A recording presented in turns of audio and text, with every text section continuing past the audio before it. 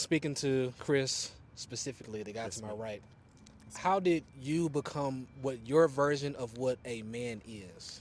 Oh, I'm still becoming that. I think part of it is the discipline that my mother introduced me to. There was a sense of pursuing excellence to the greatest degree that I possibly could. There was also a religious component to that as well, because one of the things that she constantly would preach to me is that who I am is not a byproduct solely of my own work. Mm. So the environment that was created for her, that in many ways, just to hear her story is miraculous unto itself. If there's any doubts about that, about the supernatural, the transcendent.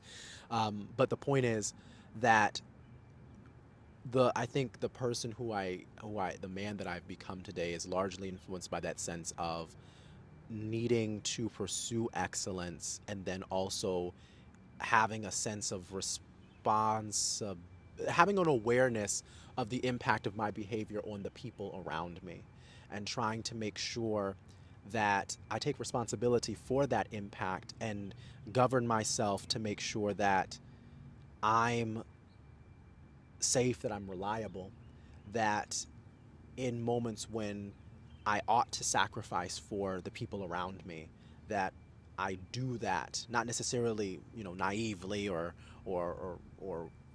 without thinking through all of the consequences, but just making sure that I'm open to deferring to my own wants and pleasures for the sake of those around me, even if that means some things that are unpleasurable, like taking responsibility. That's a Mm-hmm. sense of like deferring my own comfort of avoiding consequences by being fair enough to say, look, okay, I actually did something wrong, and I need to take ownership of that.